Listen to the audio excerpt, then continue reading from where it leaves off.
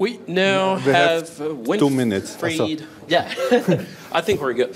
We now have Winfried Ritsch, who's going to talk about AVE Absurdum. Yeah.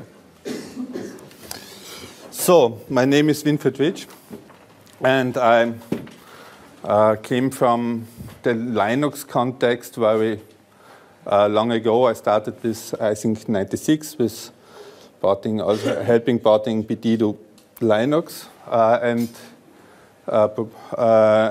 doing some ALSA driver stuff, which I failed completely with the concepts, so that Paul Davis just corrected it and made it really good, the RME drivers. You did the work. Yeah. But my concept was at that time that each channel has one device, but now we have one device with many channels, so this is the history. But anyhow, it's better now, I think. The next thing is that I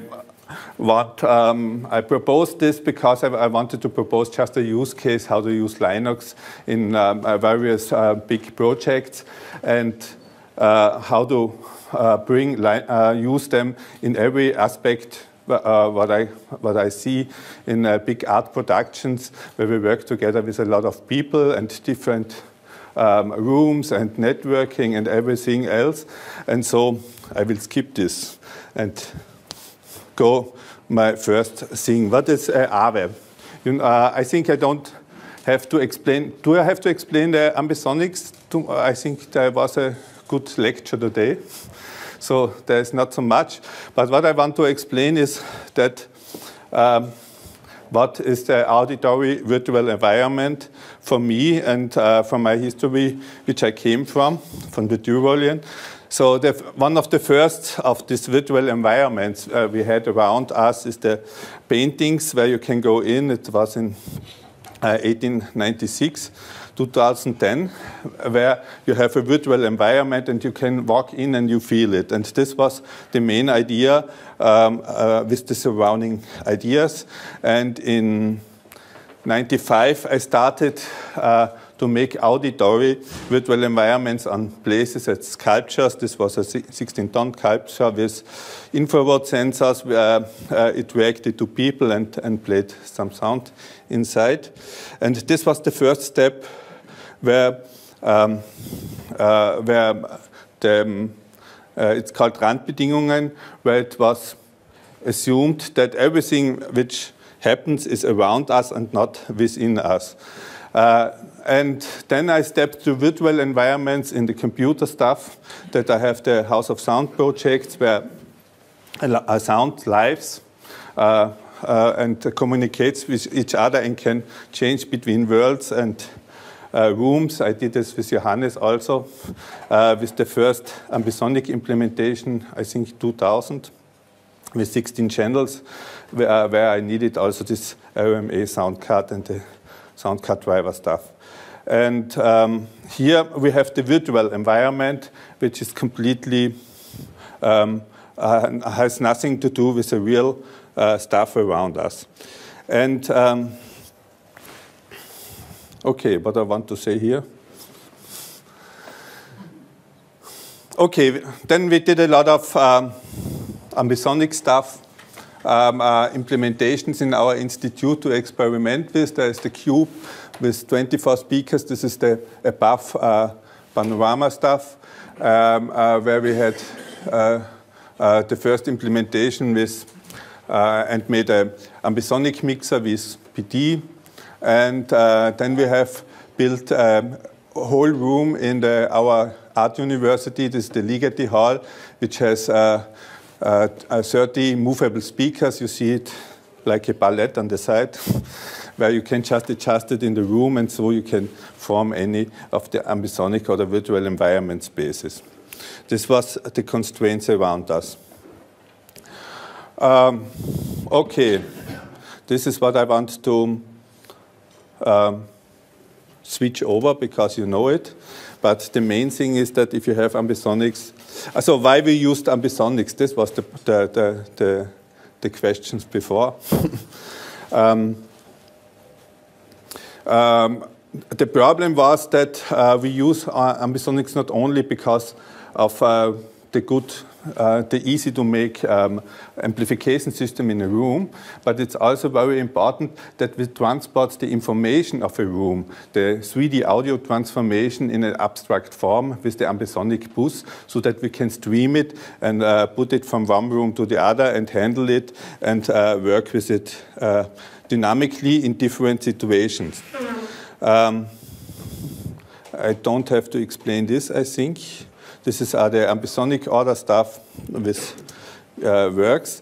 This is a virtual environment with also works for robots and head trackers, but this is ambisonic used. Ambisonic can be used in a lot of things, and we did it. I just want to show some possibilities of this audio virtual environments. And one is that you also can use the ambisonics in the other way around, that you track a musician and you can project it in the other place. We did it with GRAME, with a microphone array on the one side and the ambisonic system on the other side. So if he turns around, then you can hear all the sound going around. Ambisonic is very robust, so because some technicians always say to me, you have to be careful and you use this correction filters and that and blah, blah, blah. And I say, no, mostly it works on big spaces. So I just shown it. Even if the speakers are pianos, you can use ambisonic. So I made a piano piece for 2D ambisonic 7 pianos, and then you can take a MIDI file player and you can spatialize it over the pianos, and you hear, if you close the eyes, if the piano is walking. So it's really working also with instruments and not only with speakers. So good. What is the next feature which I had in mind for this concept which I made with the AVE Absurdum? We made a lot of ambisonics streaming stuff. There was a project from the EU where we worked with ILCAM and where we projected one room and the impact of the one room with all the reflection and stuff like this on the other rooms, so that we can combine two rooms together to our own room, which is mostly done. That you can combine concert halls to one concert hall, even with the audience can talk with each other and so on. We did this between ILCAM and Graz with some over the network and with some gigabit link, and successfully, and some video stuff. But with all this EU project, the problem is if the project is over, the software is over. So, okay, let's go on. The next thing is, I just skip a little bit more. This is streaming with Vilnius. We also can do it with a cheaper solution than with the big institutes. So we made it also a concert together. We played together with over ambisonic streams, using ambisonic streams between Vilnius and Graz. And also we have a virtual orchestra where we just play virtual instruments in a virtual space, and then we performed at stage. This is the IEM Computer Musik Ensemble ICE, and so on. And therefore, a lot of tools were developed at in our institute. One of them is also this Ambix tools. You know it. These are the Juice plugin suite made by Matthias Kronlachner, which was came out of student work. And and also I constructed virtual environments by heart with building domes with very cheap ambisonic systems. In this dome there is a Klang dome. I built in a system for 36 speakers with solar powered, which costs less than $1,000 or euros. So, and so on. But now I want to talk about the content of the AVE Absurdum stuff. If we search in the literature about what is the auditory virtual environment, we came over Blauart's book, Communication Acoustics, where there is 3 different kinds of auditory virtual environments were listed. The first is the authentic reproduction of a real environment. This is what normally is done if you apply it to a real room where you can replay some auditory events in the real room. The next is the reproduction of a plausible auditory events, which is mostly done where you create a complete virtual auditory environment, not complete, but part-time virtual auditory environment with all these reverberation systems, and then you can use it like in games, but you can also make a system where you hear what you see, and that you can hear what is really around you.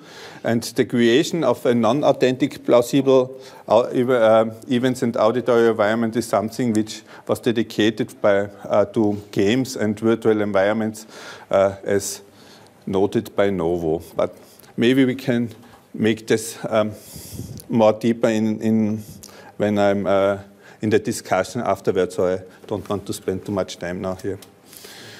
So what was the thing what we have to do? For the music theater production, that's called the process. It's English the trial from Kafka.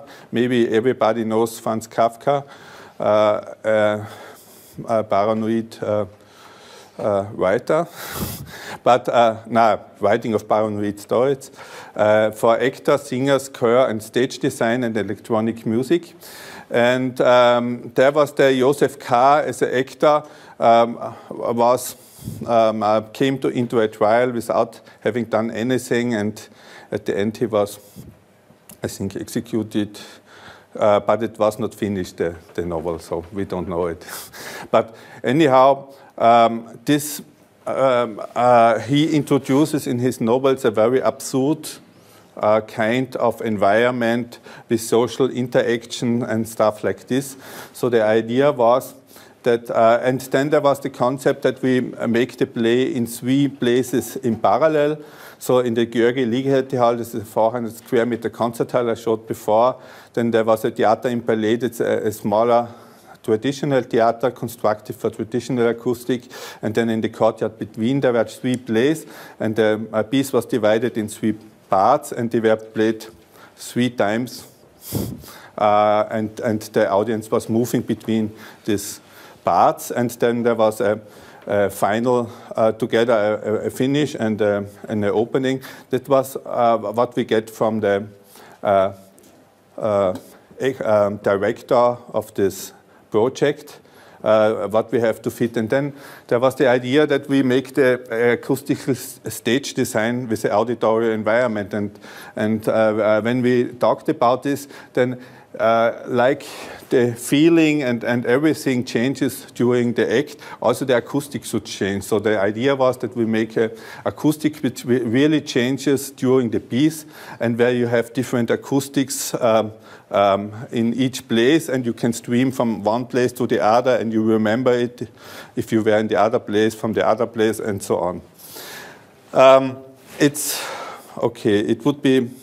We discussed really some days about this, so I cannot make here a really short step. But in the middle there was a peep show, and so we decided, but we concentrated on the main Ligeti Hall as a virtual environment where I will show you the stuff. What the Ligeti Hall is, you saw it with this movable speakers in the slide, is Ambisonics fourth order with 32 ambisonic speakers and subwoofers already working there and installed. And I used 7-directional microphones hanging from the ceiling for the room-in-room reverberation and 2 headsets for main actors and pick up on the floors and blocks. Then in the concept, there was the theater in Palais ambisonics, where we wanted to do it with a 2D ambisonics so that we can project between the rooms. And then there was the courtyard between, and there is no power, and so we had a very restricted rehearsal time, so we have to do something which just works, and we don't can say, yeah, try again. So we had only a few days on rehearsal. So I invented a movable spherical loudspeakers driven to make a movable acoustic and to make the auditory virtual environment with movable speakers, where you will see later. I think it's now time to go into it, because is there any questions about the project? Because my English is not so good, and sometimes I just go over too fast. So you can ask me. So the next thing is, when we look into it, I have here some, I think this is it. This is a project I made with a real acoustic space, which without electronics, where the walls were movable and was on one side absorbent and one side reflectant. So this was a room-in-room reverberation, but with real physical buildings, and it costs a lot of money, and then it was thrown away. But anyhow, it worked very good for some. If you have an opera stage design, then which costs 2 or 4 million euros, so it does not matter for them. So anyhow, this is one of the stage designs. Maybe I make it full screen, which is Control F.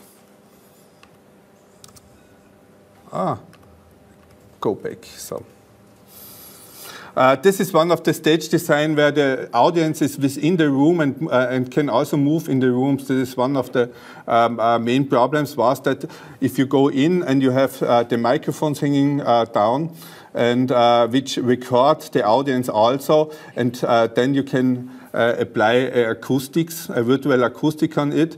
The good thing on this hall is that it is really good damped, so we have no good acoustics without speakers.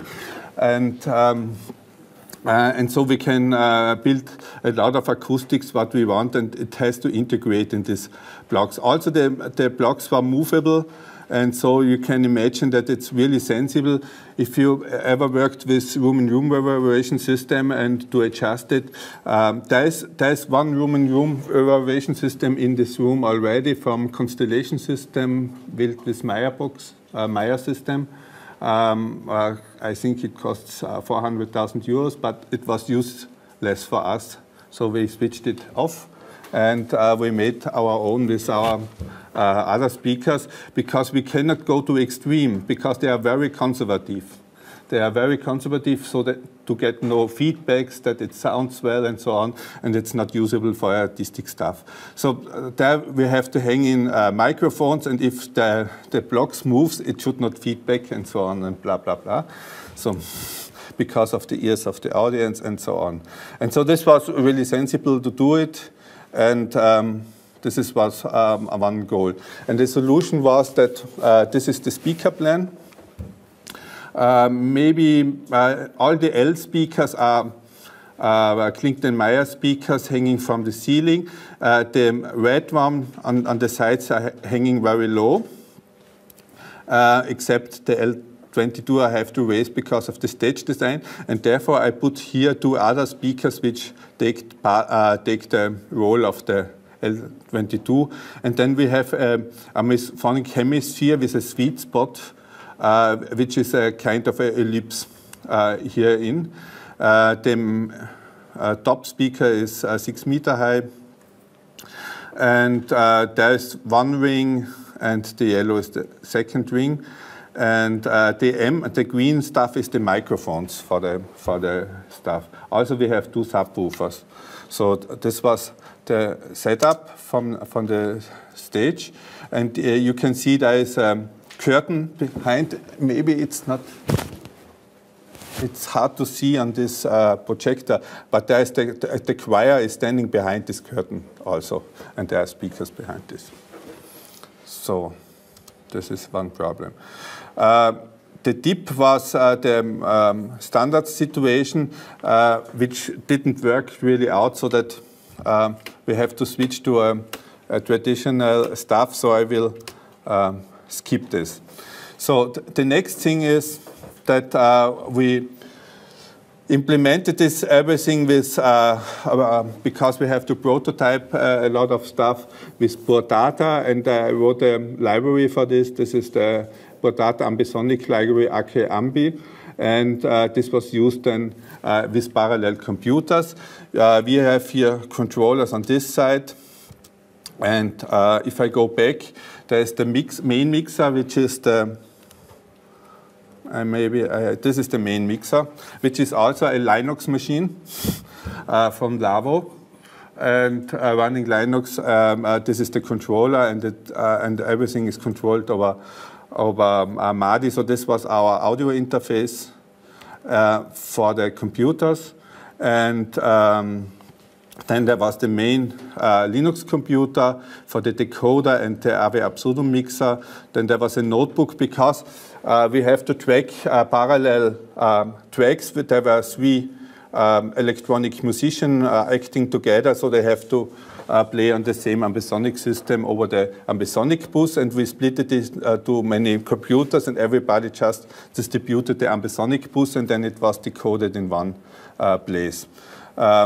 Also, we have to use a non-Linux computer, I'm sorry, but this was the fact, because it was already installed in the rack, and we was not allowed to set up Linux there. So, but anyway, we used BD, the same batches, and we had to use the Reaper because of the plugins, but we do not use playback with Reaper. It was only for the plugins host, which we needed there.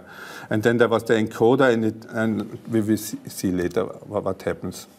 So this is from our side. This is the ambisonic mixing system for the AVE Absurdum, which I built with BD. And you can see there are room-in-room reverberation system. I can show you afterwards. Or maybe I show you not afterwards, but at the moment, where we have something.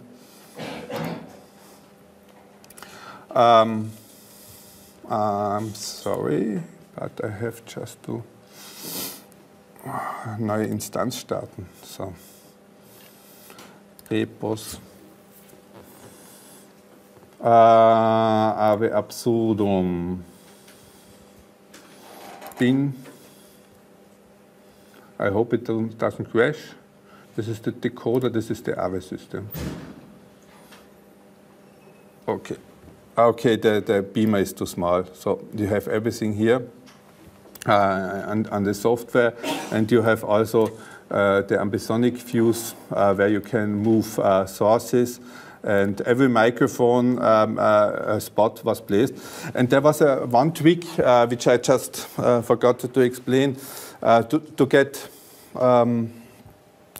so that the actors can play with this auditory virtual environment stuff.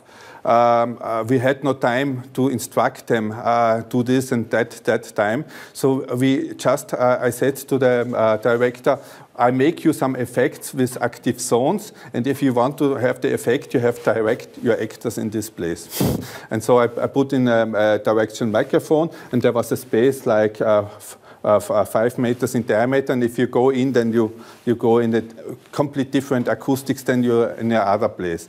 And also what we experienced, what was very nice, is, oh, I'm very late, huh? No, I have time.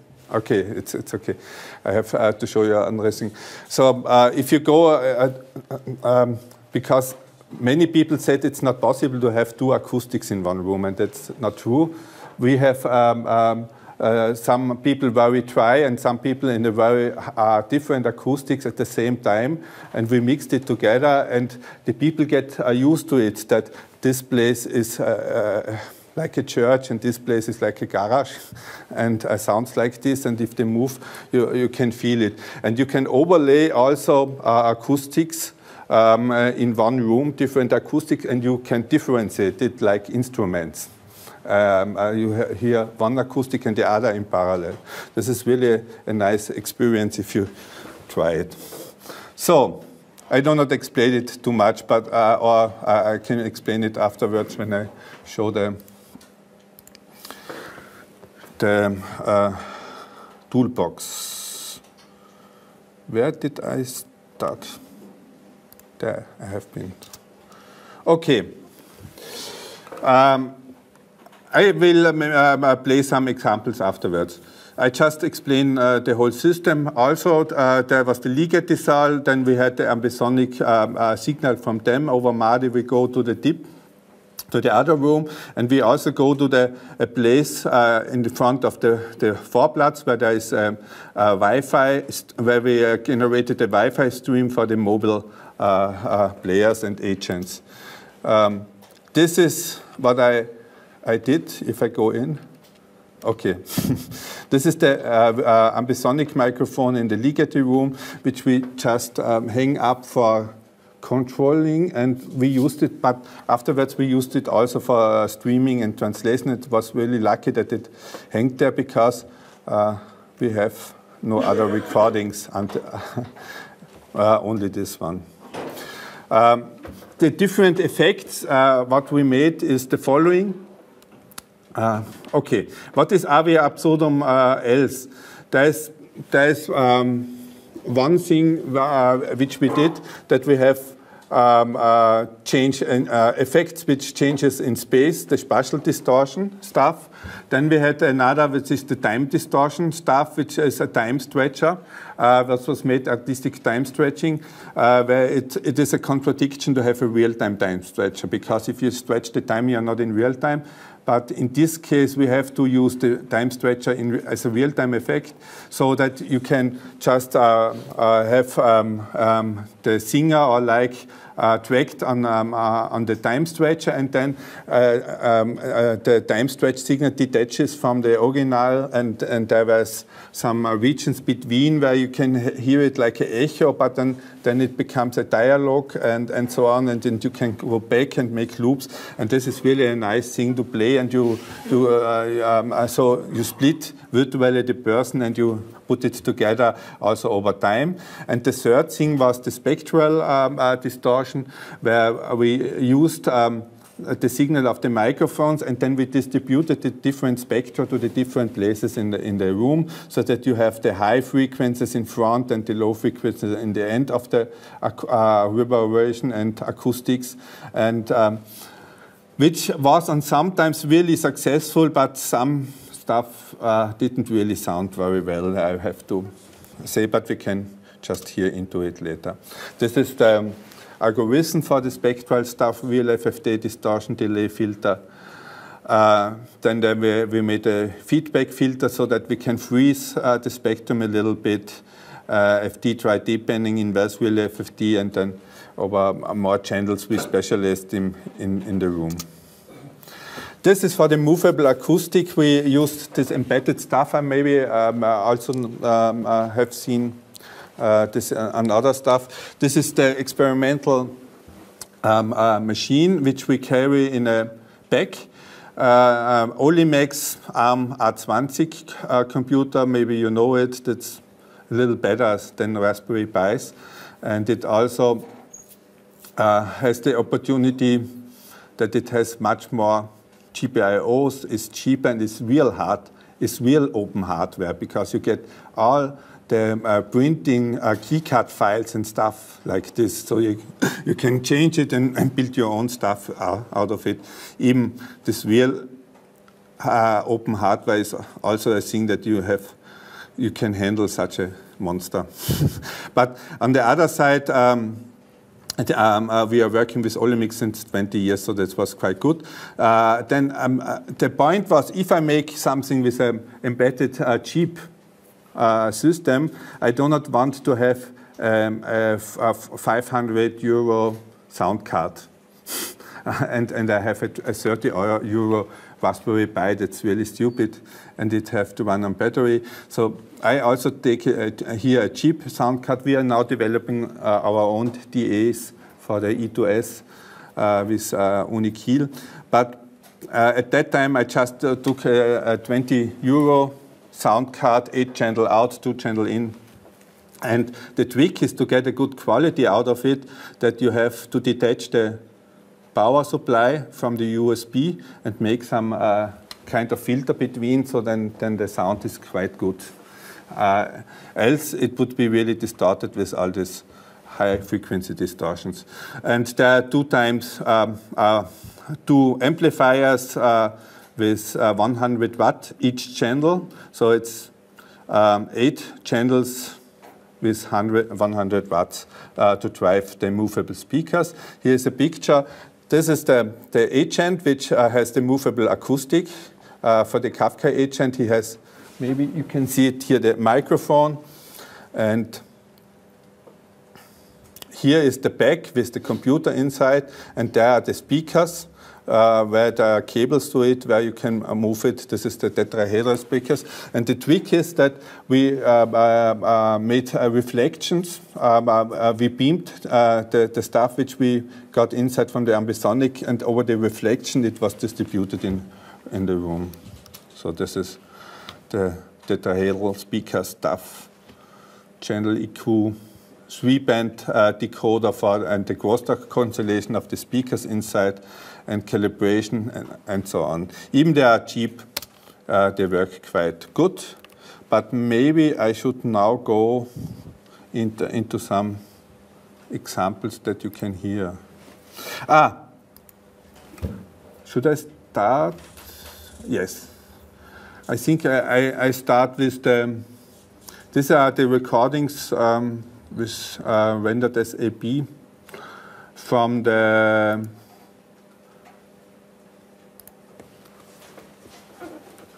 okay.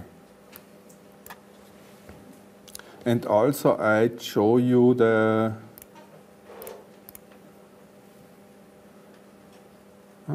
which one? Oh, does not. Okay. This is from some scenes from the Kafka stuff. And the other thing, I'm sorry, I wanted to get a video about this, but the guy who edited the video got really sick and he couldn't finish it, so I have to do it now like this, that I play the sound here from the different scenes. There was one scene where in the start when the people come in, and maybe I make it Control F full screen.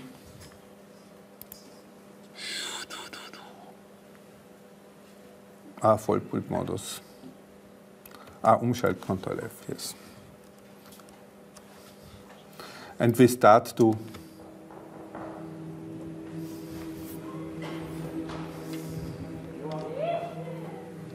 can we make it loud? It's rendered in 2 channels. It's only the AP microphone that's real the room. It's not processed in any kind. So this is that what goes directly in the microphones.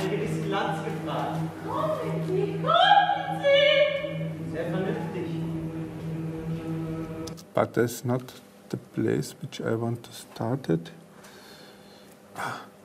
Maybe I take. I'm sorry about this. I just have to, okay, I tried this.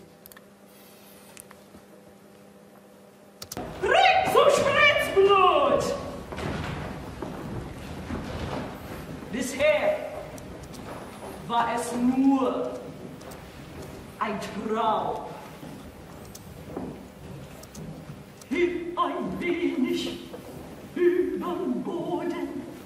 This is the thing now. Eisen festgedrückt, Arme gestreckt.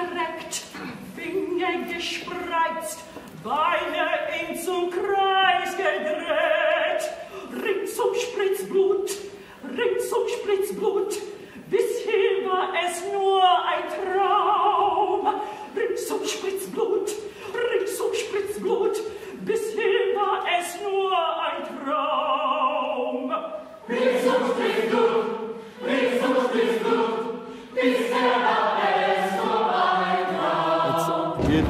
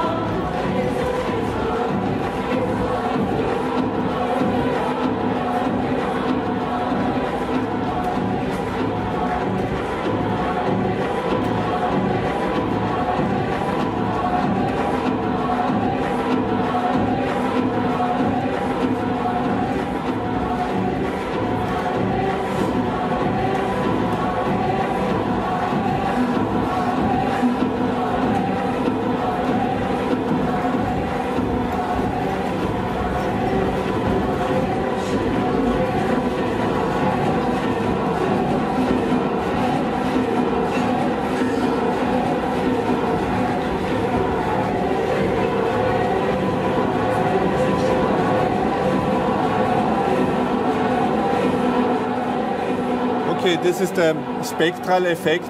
It's really hard to hear it, and I just wanted to show you what's the material, because you have to hear it in the room. You have all this special stuff in the room, but you can hear in front and the stuff.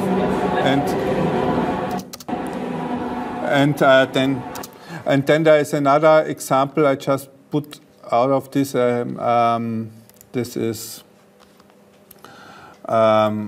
where we made the time stretching, the real-time time stretching stuff.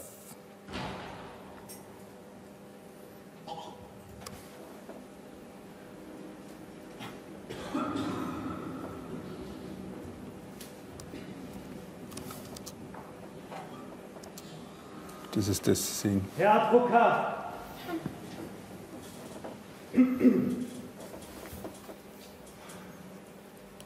Ich warte schon sehr lange auf Sie. Ich bin gleich wieder weg. There we have two persons in different acoustical rooms. Zu dieser späten Stunde nicht mehr vorlassen. Das kommt meinem Anliegen entgegen. Setzen Sie sich. Ich habe eine persönliche Angelegenheit zu besprechen. War sie wieder zudringlich? Zudringlich? Ja, Leni. Sie werden doch Ihre Zudringlichkeit schon bemerkt haben. Es ist eine Sonderbarkeit Lenis, die ich übrigens längst verziehen habe. Diese Sonderbarkeit besteht darin, dass Leni die meisten Angeklagten schön findet. Sie hängt sich an alle. Sie liebt alle.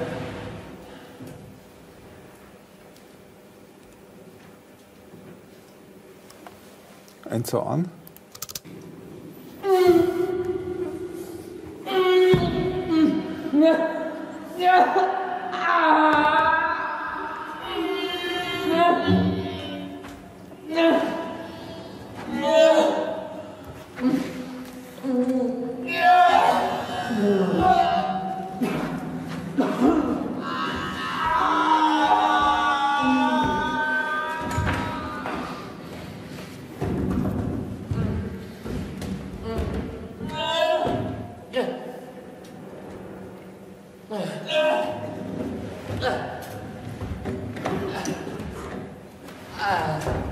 Ich danke Ihnen für Ihre freundliche Gesinnung.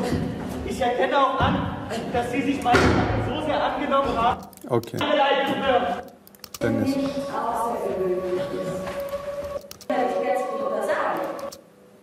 and then the last.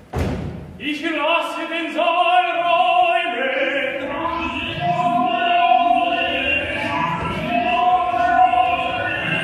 This is what we have to do in real time with the specs.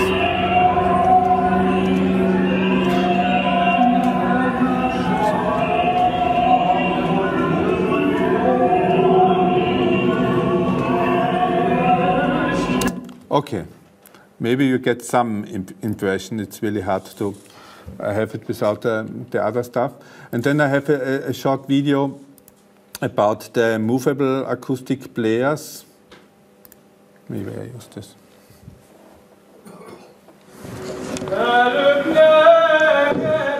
This is the peep show outside, where we get microphone signals inside.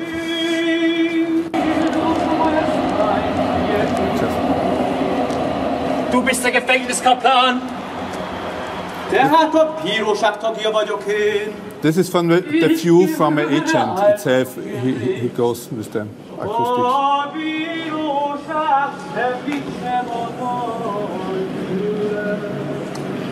Okay. So, but now there is the scene inside. There you can see how clearly.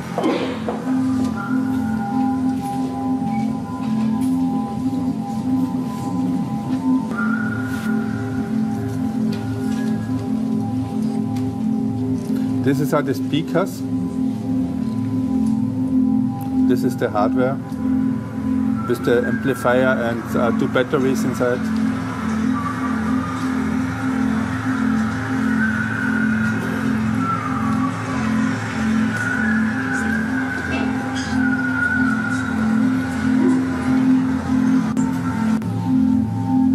I just go into yeah. There are the 2 technicians who are making the streams and mixing the streams for the speakers also. They were integrated in the play. There is now a sound which came from these speakers.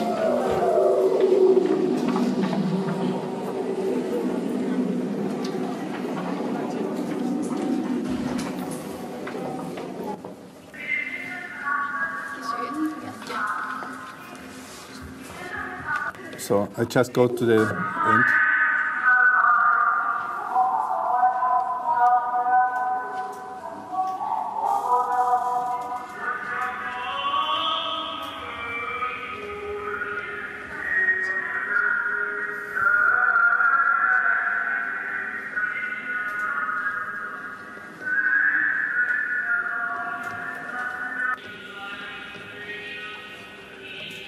Okay. I think this is shows it enough. Okay, then the idea was that we extend these 3 categories with another category of non-authentic and non-plausible multi-layer auditory environments and environments, which is still perceived as AVE. This was the main artistic research question, what we wanted to answer. And okay, it's nearly the end. It's the end, yeah. But yeah, okay, I skipped the other stuff. I'm sorry if I come too late, but I wanted just to make some short announcement. There is a PD environment, it's called ACRE, you can download it, it's on Git at IEM.at, and it's also, I think, with the taken. And there is an ambisonic toolkit now inside where we have everything, the decoder, very much more easier to handle. Here's an examples of a 3D mixing encoder, which is like this. You have here DSP, a main, a test tone, and then you can move this around. And it should connect automatically via the check environment, hopefully. And where is it? There.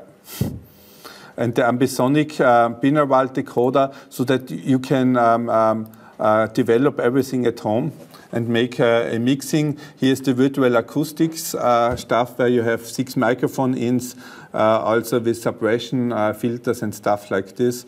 And you can change the reflections and indirect reflections like you want with some setups. And so it's easy with this toolkit to make a piece, a production like this, and get it together. And hopefully, if somebody wants to do it, he also give some other tools inside this toolkit. This was just the advertisement for this stuff, which is just a BD extension. Yeah, and the main, maybe I just want to show you, if you see the main badge, which is the main, then I have like ambisonic bus constructors that you can patch on BD multi-channel very easily. Then you have ambisonic bus with 16 channels with just a name, and then you make the next object with the name, and it's automatically connected. And so you don't have to do all this crazy wiring stuff. So, thank you very much. And questions, I think you have to ask.